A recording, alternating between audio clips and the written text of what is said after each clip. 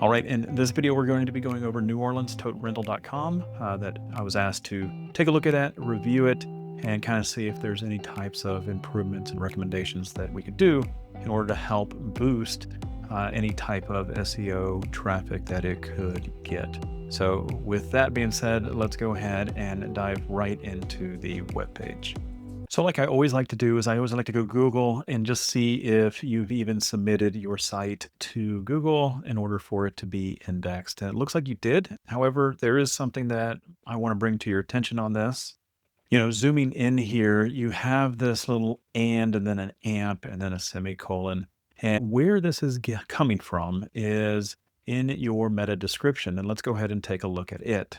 So you have your website code, and right here where it talks about the description here, the meta name and description is where that's pulling from. And what I would recommend is just to clean this up a little, remove the and signs and just use the words and instead. So the next thing I see that you have this on here, reusable moving totes delivered to your door. That's a great like tagline, sales line, but we're trying to get this page kind of ranked for the SEO purposes. And something that I would definitely recommend on this when you're talking about SEO and you're talking about content clarity is you need to tell the page right here with an H1 tag, but you want to say, who does this company provide for and what does the company provide? And so the way to kind of go about this would be maybe having the tagline on here is reusable moving tote rentals in New Orleans. And that's going to be very clear on what you do and where you serve. Another thing that you could do on here, maybe for a title, would be reusable moving totes delivered across New Orleans. Again, it tells you what you do and what city you provide that for. So it's very clear, very specific. And not only does this help Google know what you do, but it also helps your users when they land on the page, they know what you are and what you're doing. But in my opinion, the full phrase of New Orleans should be on this page somewhere, definitely at the top.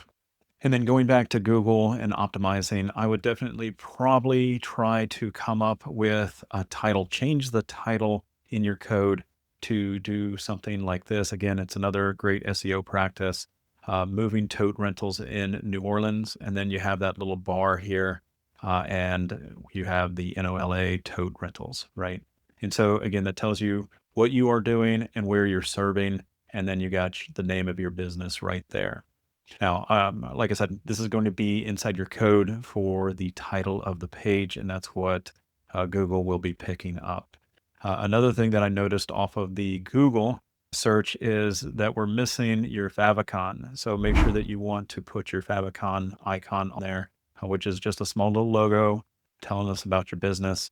If you do a Google search for Facebook, you'll notice that you'll get the Facebook logo. And so that's what we're talking about. Your AI assistant should definitely know where to go to get a Favicon, how to make one, and to put one inside of your website.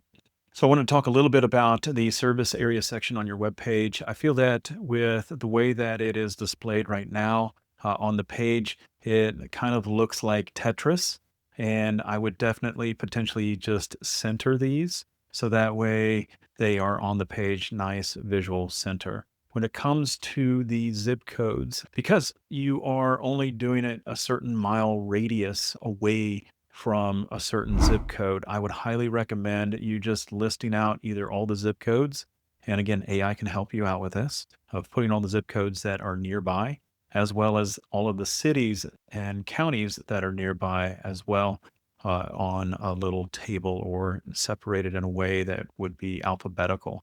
And that way it would really help, and maybe even do away with this enter the zip code checker, since you're only doing 15 miles, I believe, that that may not encompass a lot of zip codes for you to want to enter to see whether or not you're able to do it or not. So to give your website a little more clarity, that's kind of what I would do here.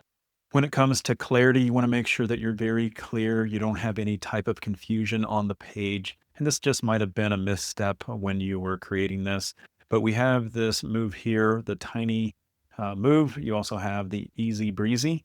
And this one here says no dolly included. And this one does have the dolly included. But if I scroll down just a little bit more, it says free with every package.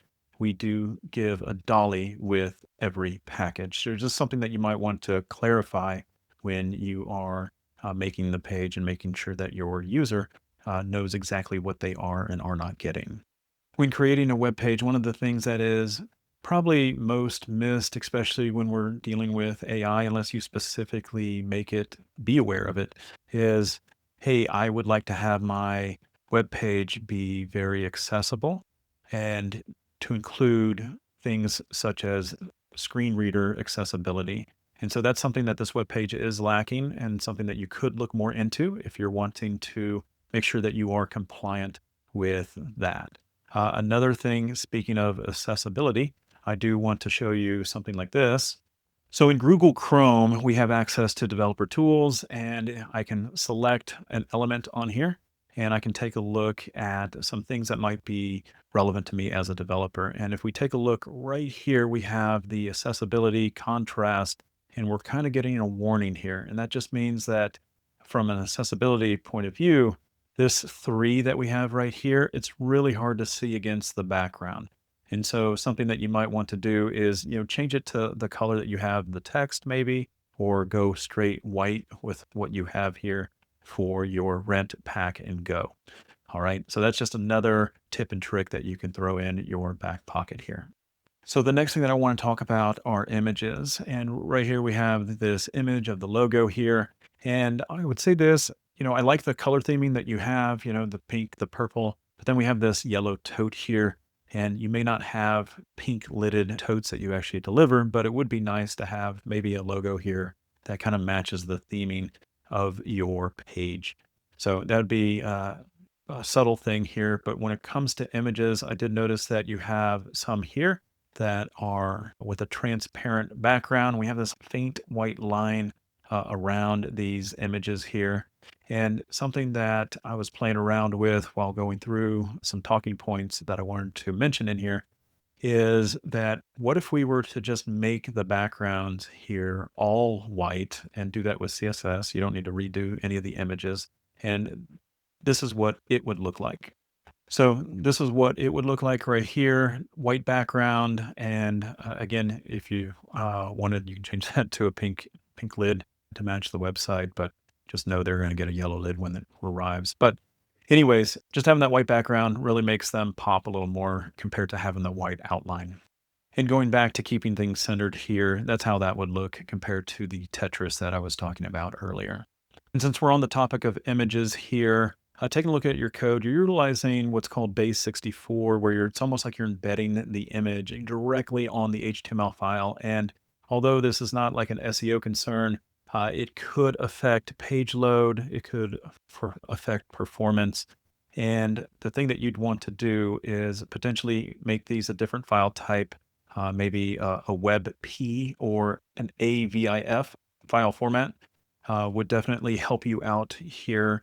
And plus, it makes it way more readable and manageable when you are taking a look at the website file, because this traditionally, what we would see as a developer is this just be one line of code, right? It's referencing a picture that's already been uploaded, and you don't have to mess with any of this part here. So it's just something to think about. Now, I did take a look, and I typically show this in my other videos, as I take a look at, if I share your link on Facebook, what does Facebook see? So let's go ahead and take a look at that. So if you just Google Facebook Debugger tool, you'll find this, and you're just going to paste your URL in there and hit the debug, and it's going to scrape the website, and it's going to look for things. And so I can go ahead and scrape again just to see if there's any changes since the last time it was 24 hours ago. No real changes. And the thing that's really important is here, there's no social image being shown, right? So you definitely want to make sure that you know about the meta tags with the open graph attribute on there, because we should be seeing some sort of image when we share. It kind of makes it pop.